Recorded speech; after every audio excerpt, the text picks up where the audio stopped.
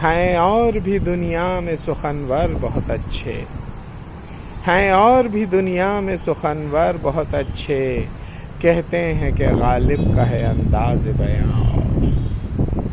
हैं और भी दुनिया में सुखनवर बहुत अच्छे, कहते हैं कि गालिब का है अंदाज बयां और. So good afternoon friends. What Ghalib is saying here is that there are many wordsmiths in this world, many artists in this world, but the way Ghalib expresses himself is something very different. And that's what we are trying to understand today. What are the ways in which we understand reality intellectually, not emotionally, but intellectually or spiritually, let's say. So that's different from being emotional, because emotion is highly subjective and we understand it to be subjective. We know that it is about that particular person only, basically. While intellectual is supposed to be for everyone. And that's where there are these 4 different ways in which we try and understand reality. Like anything, we understand things only through stories. So understanding reality is also through stories. So there is a different mix of stories and reality in the ways in which we understand reality. So there are 4 ways. One is art. Art, of course, including literature and poetry. Then there is philosophy, then there is science, and finally there is religion. Now, each of these has a different mix of reality versus story. Reality versus creativity and entertainment. Each of these. So, of these, art or literature or poetry, it doesn't pretend at all that it is reality. In fact, what it shows you is what reality could be. And that is where the greatness of Ghalib lies. That he not only tells you what reality is, but what reality could be. And in such a way that oftentimes you're left wondering what part is what reality is and what part is what reality could be. Okay. So that's art, including literature, poetry, sculpture, painting, pottery, anything that is or can be art, cave paintings.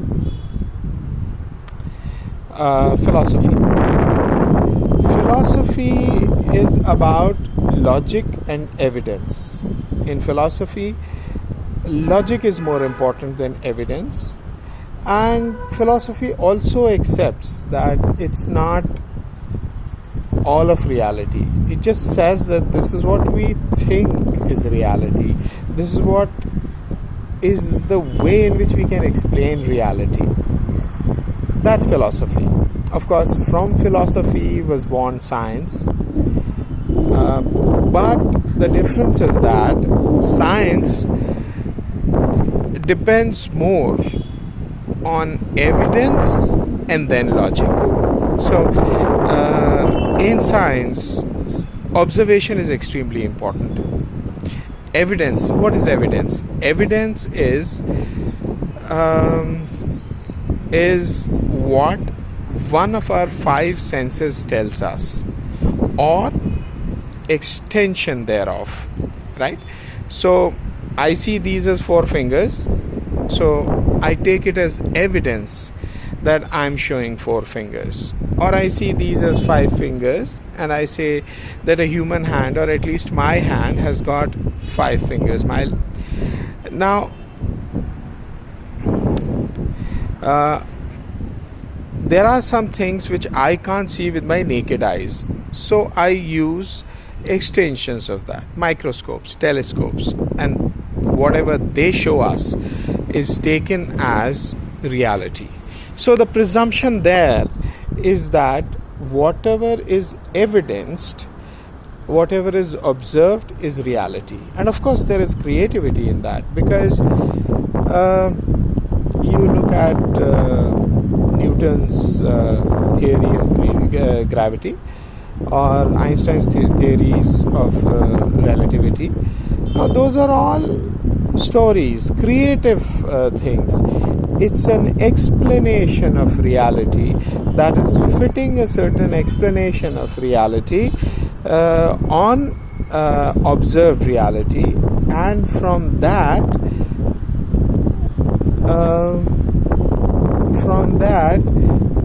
guessing what other things could be and doing those tests. If those tests are not able to disprove our hypothesis, or they're able to prove that hypothesis, that's again a very long discussion, we won't go into that. Then that is considered as reality. That theory is considered provisionally real. So science pretends a lot more that is reality than does philosophy, which in turn pretends that it's about reality much more than art does. And guess what pretends the most that it is reality? It's religion. Of course, religion again is a mix of reality and story. So there are things about reality which are there in any religion, every religion, and there is creative stuff in that. There is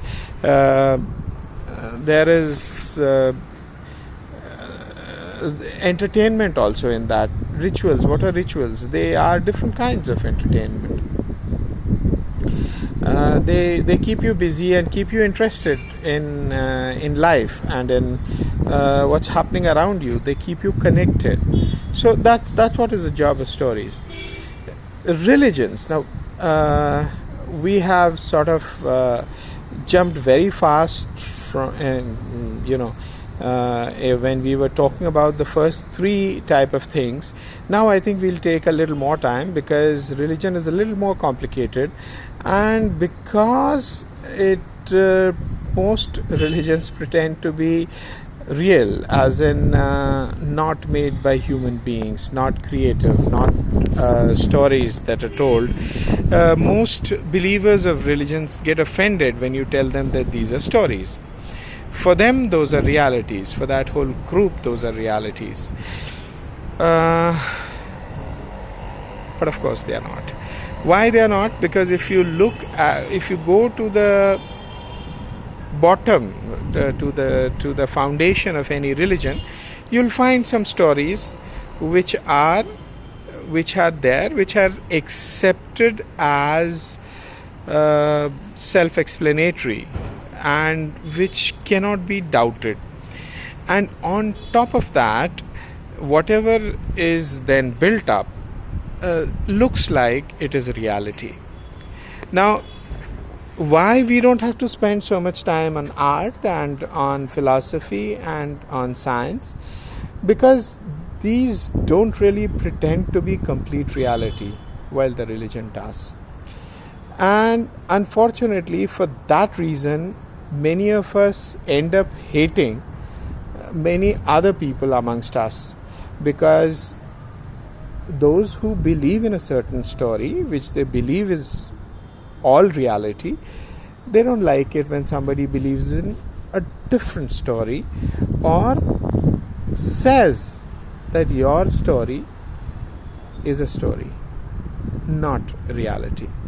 So, now, what kinds of religion are there? There are multiple families of religions. Three families are actually the biggest families in terms of the number of adherents. The biggest one, of course, is Abrahamic religions. The next one is Dharmic, or as a friend of mine says, Karmic religions, because dharma everyone believes in. That dharma is what you believe to be true, and every religion believes in that. The difference is that The karmic religions, as in Hinduism, Jainism, Buddhism, even I think Sikhism to an extent, is really about karma. That what you do right now in this birth, in this life, will sort of come back to haunt you in a different life, and there you keep on, sort of being reborn. The difference between karmic and Abrahamic is that there the rebirth is only once. That is, you get to live only once, and then after that you are brought back to life by God, whatever name you remember him by, call him by, and then he does justice then, comprehensive justice at that point in time. And then there are folk religions, say for example there are then Chinese religions which are a group in themselves, and there could be other folk religions in Africa and elsewhere, and there are many folk religions which are modern, meaning something like cargo cults or I don't know, scientism or whatever, there's so many new religions which have come up in the last 100 years or so. So dharmic religions or karmic religions, as we said, are based on Hinduism, Jainism, Buddhism, are these group of religions. Of these, the oldest one probably is Jainism, because the first Jain Tirthankar is mentioned in Rig Veda. So as normally Rig Veda is taken to be the starting of Hindu religion, and first Tirthankara is the starting of Jainism. So that way Jainism slightly predates Hinduism probably. Coming to Hinduism, and then there is of course Jainism, Buddhism, which is basically Buddha's philosophy, which has been essentially adopted as a religion. So in Buddhism there's a lot of philosophy, and that has been adopted as a religion. Jainism also, there's quite a lot of philosophy. Of course in Hinduism also there's quite a lot of philosophy, but then Hinduism itself is probably not one single religion, but sort of an association or a federation of religions, because a lot of religions are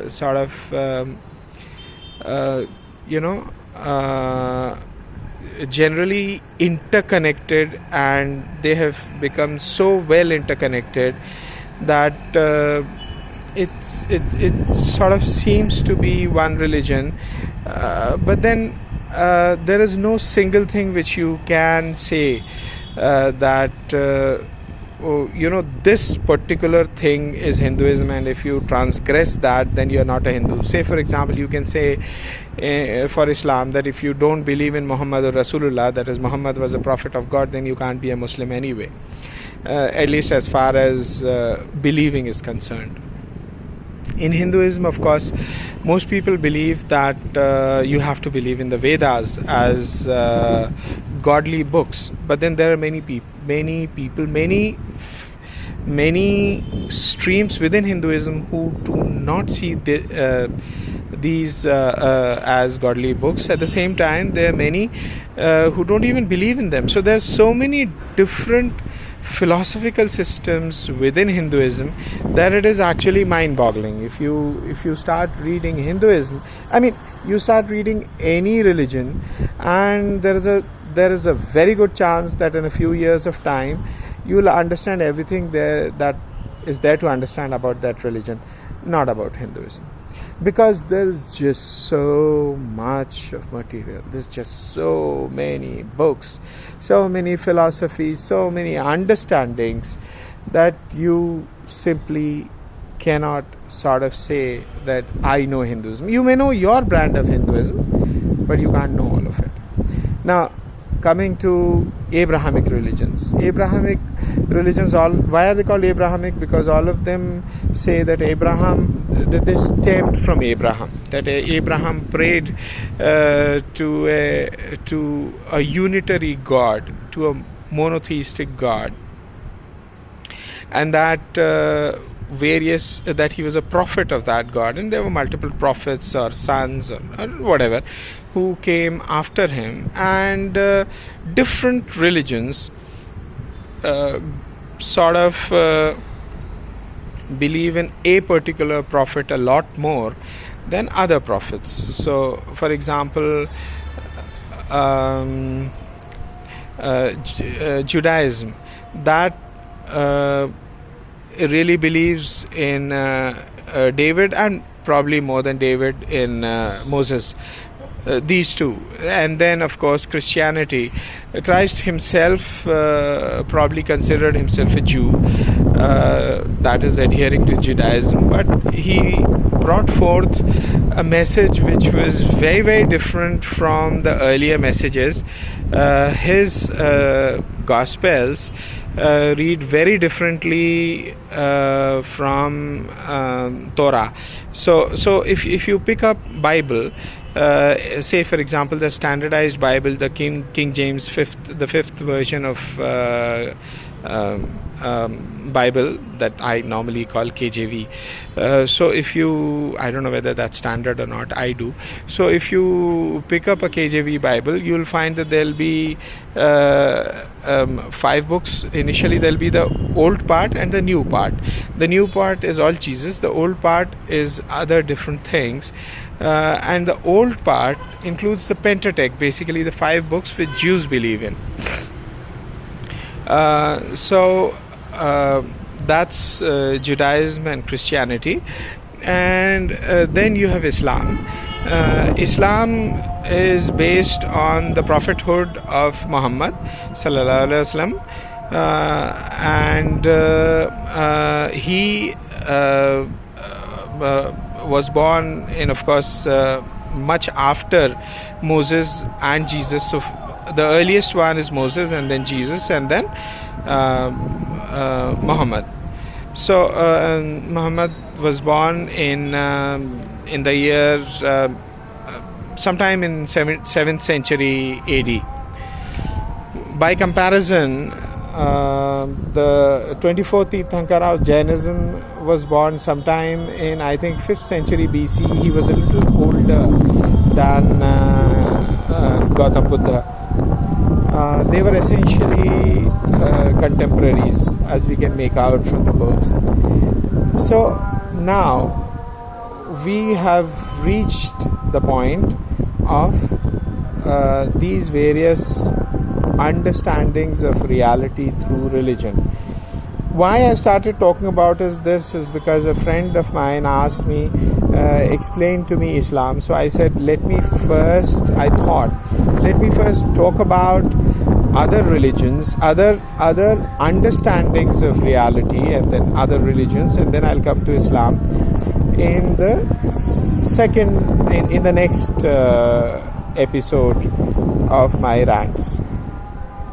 That's about it.